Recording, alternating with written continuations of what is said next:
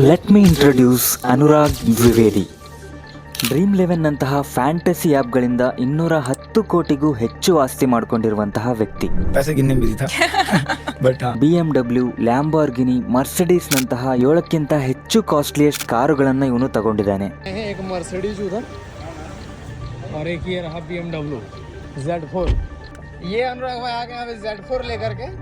IPL ಸೀಸನ್ನಲ್ಲಿ ಕೇವಲ ಒಂದೇ ದಿನದಲ್ಲಿ 30 ಲಕ್ಷಕ್ಕೂ ಹೆಚ್ಚು ಹಣ ಸಂಪಾದನೆ ಮಾಡ್ತಾನೆ.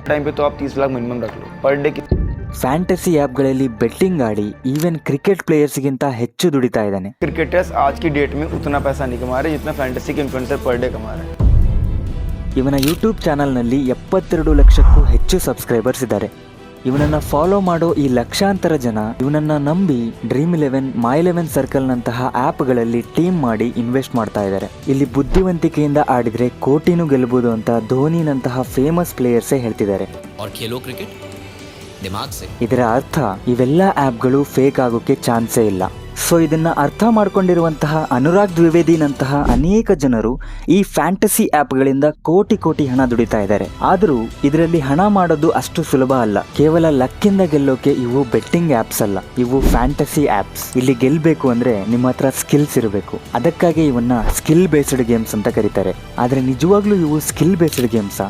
ನಾವು ಈ ಆ್ಯಪ್ಗಳಲ್ಲಿ ಇನ್ವೆಸ್ಟ್ ಮಾಡಿ ಅನುರಾಗ್ ದ್ವಿವೇದಿ ತರ ಕೋಟ್ಯಾಧಿಪತಿಗಳಾಗೋಕೆ ಸಾಧ್ಯನಾ? ನಿಮಗೇನು ಅನಿಸ್ತಾ ಇದೆ? ಅಂಡ್ ಇದೆಲ್ಲ ತಿಳ್ಕೊಳ್ಳೋಕೆ ನೀವು ರೆಡಿ ಆಗಿದ್ದೀರಾ ಅಂದ್ರೆ ಬನ್ನಿ, I will tell you the real story of fantasy cricket.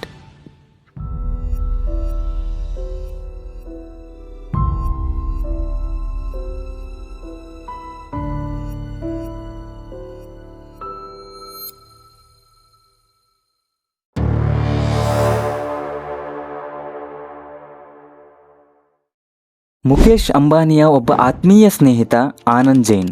ಈ ಆನಂದ್ ಜೈನ್ ಅವರ ಮಗ ಹರ್ಷ ಜೈನ್.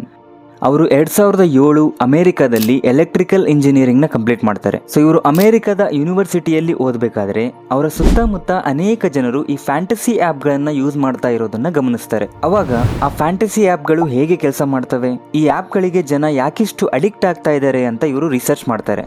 ಅಂಡ್ ಅದರ ಬಗ್ಗೆ ಪ್ರತಿಯೊಂದು ಮಾಹಿತಿಯನ್ನ ಇವರು ತಿಳ್ಕೊಂತಾರೆ. ದೆನ್ 2008ರಲ್ಲಿ ಹರ್ಷ್ ಜೈನ್ ಅವರು ಇಂಡಿಯಾಗೆ ವಾಪಸ್ ಬರ್ತಾರೆ. ಅದೇ 2008ರಲ್ಲಿ ಇಂಡಿಯಾದಲ್ಲಿ ಒಂದು ಕ್ರಿಕೆಟ್ ಹಬ್ಬನೇ ಸ್ಟಾರ್ಟ್ ಆಗಿರುತ್ತೆ. ಆ ಹಬ್ಬದ ಹೆಸರೇ IPL.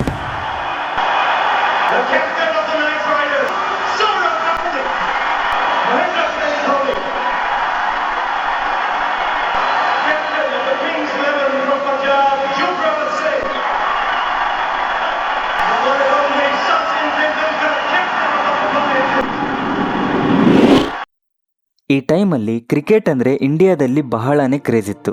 ಅಂಡ್ IPL ಸ್ಟಾರ್ಟ್ ಆದ ನಂತರ ಈ ಕ್ರೇಜ್ ಇನ್ನೂ ಹೆಚ್ಚಾಗ್ತಾ ಹೋಯಿತು.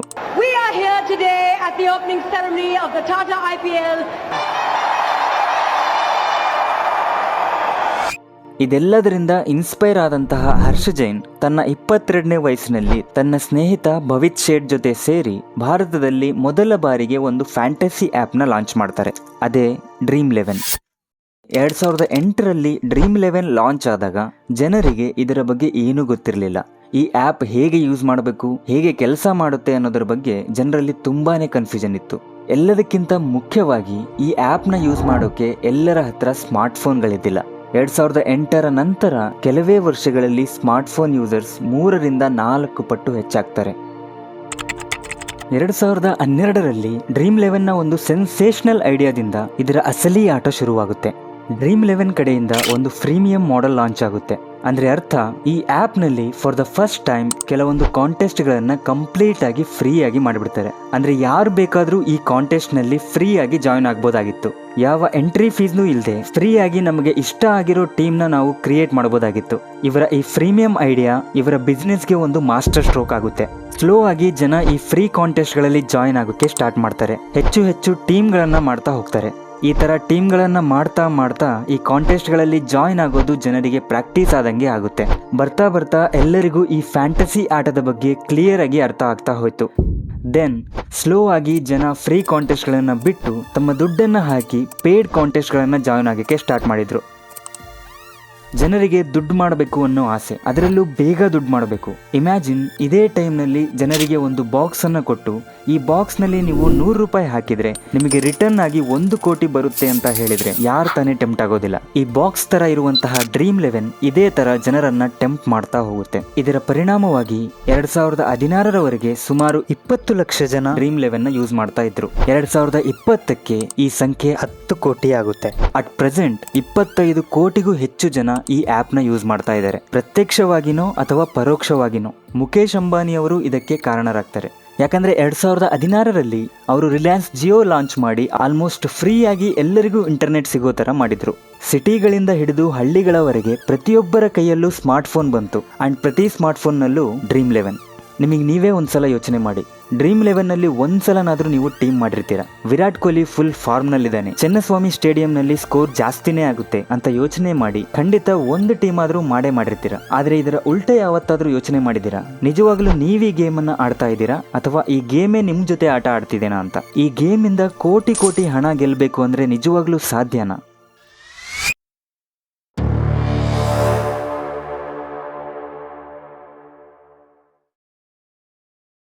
ನೀವು ಈ ಫ್ಯಾಂಟಸಿ ಆ್ಯಪ್ಗಳಲ್ಲಿ ಇನ್ವೆಸ್ಟ್ ಮಾಡಿ 1 ಕೋಟಿ ಗೆಲ್ಲೋ ಆಸೆ ಏನಾದರೂ ಇಟ್ಕೊಂಡಿದ್ದೀರಾ ಅಂದರೆ ಅದರಲ್ಲಿ ನೀವು ಗೆಲ್ಲೋ ಚಾನ್ಸಸ್ ಎಷ್ಟು ಗೊತ್ತಾ?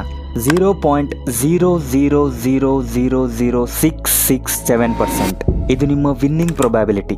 1%ನೂ ಅಲ್ಲ, 0.1%ನೂ ಅಲ್ಲ. ಇದಕ್ಕಿಂತ 1000 ಪಟ್ಟು ಕಡಿಮೆ ಚಾನ್ಸಸ್ ಇದಾವೆ ನೀವಿಲ್ಲಿ ಗೆಲ್ಲೋದಕ್ಕೆ. ಇನ್ನೂ ಹೇಳಬೇಕು ಅಂದ್ರೆ ನೀವು ಈ ಫ್ಯಾಂಟಸಿ ಆ್ಯಪ್ಗಳಲ್ಲಿ 1 ಕೋಟಿ ಗೆಲ್ಲೋ ಚಾನ್ಸಸ್ಗಿಂತ ಯಾವುದೋ ಒಂದು ರೋಡ್ ಆಕ್ಸಿಡೆಂಟ್ ಅಲ್ಲಿ ನೀವು ಸಾಯೋ ಚಾನ್ಸಸ್ಸೇ ಇನ್ನೂ ಹೆಚ್ಚಾಗಿದ್ದಾವೆ. ಇನ್ನು ಕೆಲವು ಬುದ್ಧಿವಂತರು ಒಂದೇ ಟೀಮ್ ಮಾಡಿದ್ರೆ ಗೆಲ್ಲೋದು ಸ್ವಲ್ಪ ಕಷ್ಟ ಅಂತ ಹೇಳಿ ಒಂದೇ ಸಲ 20 ಡಿಫರೆಂಟ್ ಟೀಮ್ಗಳನ್ನ ಮಾಡಿ ಜಾಯ್ನ್ ಆಗ್ತಾರೆ.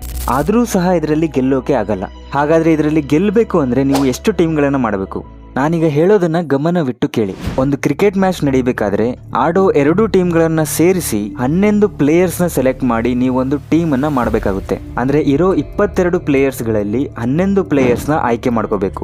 ಒಂದು ಟೀಮ್ ನಲ್ಲಿ ಕೊಹ್ಲಿ ಇರಬೇಕು, ಧೋನಿ ಇರಬಾರ್ದು. ಇನ್ನೊಂದು ಟೀಮ್ ನಲ್ಲಿ ಧೋನಿ ಇರಬೇಕು, ಆದ್ರೆ ಕೊಹ್ಲಿ ಇರಬಾರ್ದು. ಈ ತರ 11 ಪ್ಲೇಯರ್ಸ್ ಇರೋ ಬೇರೆ ಬೇರೆ ಕಾಂಬಿನೇಷನ್ ಗಳ ಟೀಮ್ ನ ಕ್ರಿಯೇಟ್ ಮಾಡೋದೇ ಆದ್ರೆ ಟೋಟಲ್ 7,05,432 ಟೀಮ್ ಕಾಂಬಿನೇಷನ್ಸ್ ನ ನಾವು ಕ್ರಿಯೇಟ್ ಮಾಡಬಹುದು. ಅದಾದ್ಮೇಲೆ ಈ 11 ಪ್ಲೇಯರ್ಸ್ ಗಳಲ್ಲಿ ಕ್ಯಾಪ್ಟನ್ ಅಂಡ್ ವೈಸ್ ಕ್ಯಾಪ್ಟನ್ ನ ಸೆಲೆಕ್ಟ್ ಮಾಡ್ಕೋಬೇಕಾಗುತ್ತೆ. ಈಗ ಇವೆರಡನ್ನೂ ಮಲ್ಟಿಪ್ಲೈ ಮಾಡಿದ್ರೆ 7,75,97,520 ಟೀಮ್ ಕಾಂಬಿನೇಷನ್ಗಳು ಆಗ್ತವೆ. ಇದು ಇಷ್ಟಕ್ಕೆ ಮುಗಿಯಲ್ಲ. ಇನ್ ಕೇಸ್ ನೀವು ಕ್ಯಾಪ್ಟನ್ ಅಂಡ್ ವೈಸ್ ಕ್ಯಾಪ್ಟನ್ ನ ಇಂಟರ್ಚೇಂಜ್ ಏನಾದ್ರೂ ಮಾಡಿದ್ರೆ ಈ ಟೀಮ್ ಕಾಂಬಿನೇಷನ್ಗಳ ಸಂಖ್ಯೆ ಗಗನಕ್ಕೇರುತ್ತೆ. ಇದನ್ನೆಲ್ಲ ತಿಳ್ಕೊಳ್ಳದೆ ಸುಮ್ಮನೆ ನಾವು ಹಣ ಬರುತ್ತೆ ಅಂತ ಆಸೆ ಪಟ್ಟು ಪ್ರತಿದಿನ ಇದರಲ್ಲಿ ಇನ್ವೆಸ್ಟ್ ಮಾಡ್ತಾ ಹೋದ್ರೆ ನೀವು ಈ ದುಡ್ಡನ್ನ ಕಳ್ಕೊಂತಾನೆ ಇರ್ತೀರಾ ಹೊರತು ನಿಮಗೆ ಈ ದುಡ್ಡು ವಾಪಸ್ ಬರೋದಿಲ್ಲ. ಇದನ್ನೆಲ್ಲ ನೀವು ಅರ್ಥ ಮಾಡ್ಕೊಂಡ್ರೆ ಓಕೆ. ಆದ್ರೆ ಇದರಲ್ಲಿ ಇಂಥದ್ದೇನಿಲ್ಲ, ನನಗೆ ಕ್ರಿಕೆಟ್ ಬಗ್ಗೆ ಅಂಡ್ ಪ್ಲೇಯರ್ಸ್ ಬಗ್ಗೆ ಅಷ್ಟು ನಾಲೆಜ್ ಇಲ್ಲ, ಅದಕ್ಕೆ ನಾನು ಸೋಲ್ತಾ ಇದ್ದೀನಿ ಅಂತ ನೀವೇನಾದ್ರೂ ಅನ್ಕೊಂಡ್ರೆ ಅದು ಖಂಡಿತ ತಪ್ಪು. ಯಾಕಂದ್ರೆ ಈವನ್ ಡ್ರೀಮ್11 ನ ಪ್ರಮೋಟ್ ಮಾಡೋ MS ಧೋನಿ ಒಂದು ಟೀಮ್ ಮಾಡಿದ್ರು ಅವ್ರು ಗೆಲ್ಲೋ ಪ್ರೊಬ್ಯಾಬಿಲಿಟಿನೂ ನಮ್ಮಷ್ಟೇ ಇರುತ್ತೆ. ಬಿಕಾಸ್ ಯಾವ ದಿನ ಯಾವ ಪ್ಲೇಯರ್ ಹೇಗೆ ಆಡ್ತಾನೆ ಅಂತ 100% ಯಾರ ಕೈಯಿಂದಾನು ಹೇಳೋಕ್ ಸಾಧ್ಯ ಇಲ್ಲ. ಈ ತರ ಸಾಧ್ಯ ಆಗೋದೇ ಆದ್ರೆ ಕ್ರಿಕೆಟ್ ನಲ್ಲಿ ವರ್ಷಾನುಗಟ್ಲೆ ಆಡಿ ನಾಲೆಜ್ ಪಡ್ಕೊಂಡಿರುವಂತಹ ಸೌರವ್ ಗಂಗೂಲಿನೇ ದಿನ ಒಂದು ಟೀಮ್ ಮಾಡಿ ಪ್ರತಿ ಸಲ 3 ಕೋಟಿ ಅವರೇ ಗೆಲ್ಬೋದಲ್ವಾ?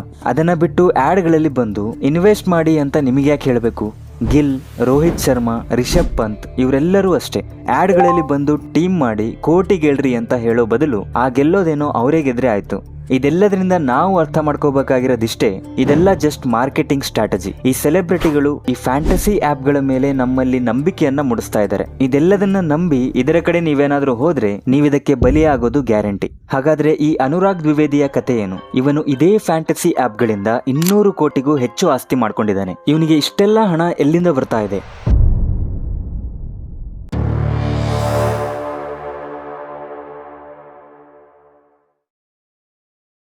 ಅನುರಾಗ್ ದ್ವಿವೇದಿ ಒಬ್ಬ ಬುದ್ಧಿವಂತ ಸೋಷಿಯಲ್ ಮೀಡಿಯಾ ಇನ್ಫ್ಲೂಯೆನ್ಸರ್. ಇವನು ಒಂದು ಇಂಟರ್ವ್ಯೂನಲ್ಲಿ ಹೇಳ್ತಾನೆ, ಒಂದೇ ಒಂದು ಸಿಂಗಲ್ ಮ್ಯಾಚ್ ಇಂದ ನಾನು 30 ಲಕ್ಷ ಹಣ ಗೆದ್ದಿದ್ದೀನಿ ಅಂತ. अर्निंग का देखो तो 25-30 करोड़ रियल टाइम पे तो आप 30 लाख मिनिमम रख लो पर डे की. ಅಂಡ್ ಇವನ ಲೈಫ್ ಸ್ಟೈಲ್ ನ ನೋಡಿ. ಇವನ ಹತ್ರ ಇರೋ ಕಾರ್ಗಳು ಲ್ಯಾಂಬಾರ್ಗಿನಿ, BMW Z4, land rover defender, ಇವೆಲ್ಲ 3-4 ಕೋಟಿ ಬೆಲೆ ಬಾಳುವ ಕಾರುಗಳು. भाई मेरे पास मर्सिडीज ई क्लास है जो कि मैंने नई ली है, और BMW Z4 है जो कि मैंने अभी रिसेंटली ली है, और मेरे पास फोर्ड इंडिवर है. ಇದನ್ನೆಲ್ಲ ನೋಡಿ ಜನ ಹೇಳ್ತಾರೆ ಇವನು ಡ್ರೀಮ್ 11 ನಿಂದ ಬೇಜಾನ್ ಹಣ ದುಡ್ಕೊಂಡಿದ್ದಾನೆ ಅಂತ.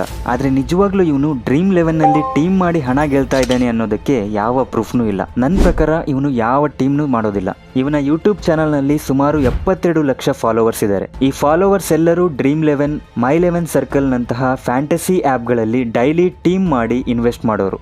ಆದರೆ ಅವರ ಈ ಟೀಮ್ಗಳಲ್ಲಿ ಯಾವ ಪ್ಲೇಯರ್ಸ್ನ ಸೆಲೆಕ್ಟ್ ಮಾಡ್ಕೋಬೇಕು ಅಂತ ಹೇಳೋದು ಮಾತ್ರ ಅನುರಾಗ್ ದ್ವಿವೇದಿ.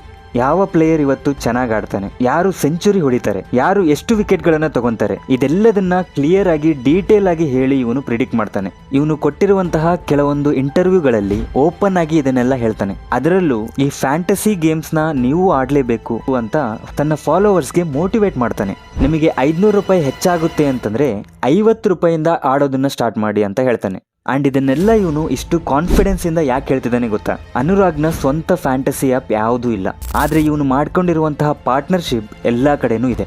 ಡ್ರೀಮ್ 11, ವಿಷನ್ 11, ಬಲ್ಲೆಬಾಜಿನಂತಹ ಅನೇಕ ಫ್ಯಾಂಟಸಿ ಆ್ಯಪ್ಗಳ ಜೊತೆ ಇವನು ಪಾರ್ಟ್ನರ್ ಆಗಿದ್ದಾನೆ. ಇವೆಲ್ಲ ಆ್ಯಪ್ಗಳನ್ನ ಪ್ರಮೋಟ್ ಮಾಡಿ ಮಾರ್ಕೆಟಿಂಗ್ ಮಾಡೋದೇ ಇವನ ಕೆಲಸ. That is his business. और हर मैच में 1 लाख का फ्री कॉन्टेस्ट, पब्लिक के लिए फ्री कॉन्टेस्ट भी लाइव रहता है. जिसके पास नहीं है, मान लो रकम नहीं है खेलने की, वो अपना फ्री कॉन्टेस्ट भी खेल के मैच एंजॉय कर सकता है. वो भी 1 लाख का होता है. ये तगड़ी चीजें विजन 11 की. सभी लोग जाओ विजन 11 का ऐप डाउनलोड करो. लिंक विजन 11 का वीडियो के डिस्क्रिप्शन में, कमेंट बॉक्स में, और मेरा रेफर कोड अनुराग यूज करना और मेरे ही लिंक से डाउनलोड करना. ठीक है. ಈ ತರ ಪ್ರಮೋಟ್ ಮಾಡೋದ್ರಿಂದ ಈ ಫ್ಯಾಂಟಸಿ ಆ್ಯಪ್ಗಳೇ ಅನುರಾಗ್ ದ್ವಿವೇದಿಗೆ ಒಂದಿಷ್ಟು ಹಣವನ್ನ ಕೊಡ್ತವೆ. ಅಂಡ್ ಈ ಫ್ಯಾಂಟಸಿ ಆ್ಯಪ್ಗಳನ್ನ ಪ್ರಮೋಟ್ ಮಾಡೋ ಬೆಸ್ಟ್ ವೇ ಅಂದ್ರೆ ಮ್ಯಾಚ್ ಪ್ರಿಡಿಕ್ಷನ್ಸ್. ಅಂಡ್ ಎಸ್ಪೆಷಲಿ ಈ ಮ್ಯಾಚ್ಗಳನ್ನ ಪ್ರಿಡಿಕ್ಟ್ ಮಾಡ್ತಿರುವಂತಹ ವ್ಯಕ್ತಿ ಒಬ್ಬ successful fantasy player.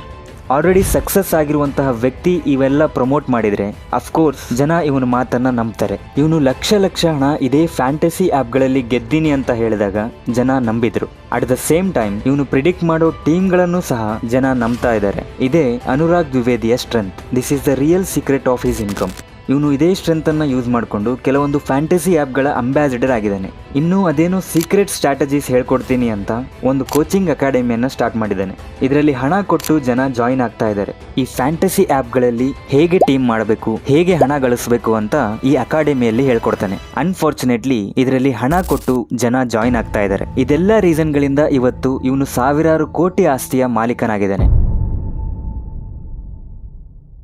I hope ಈ ವಿಡಿಯೋ ನಿಮಗೆ ಇಷ್ಟ ಆಗಿರುತ್ತೆ. ಇಂಥ ವಿಡಿಯೋಸ್ ಮಾಡೋದಕ್ಕೆ ಬಹಳ ಟೈಮ್ ಅಂಡ್ ಎಫರ್ಟ್ಸ್ ಬೇಕಾಗ್ತವೆ. And your support is all above these efforts. ಈ ವಿಡಿಯೋ ನಿಮಗೆ ಇಷ್ಟ ಆಗಿದ್ರೆ ಒಂದು ಲೈಕ್ ಮಾಡಿ ಅಂಡ್ ಚಾನಲ್ನ ಸಬ್ಸ್ಕ್ರೈಬ್ ಮಾಡ್ಕೊಳ್ಳಿ. We will meet in the next video. Thank you.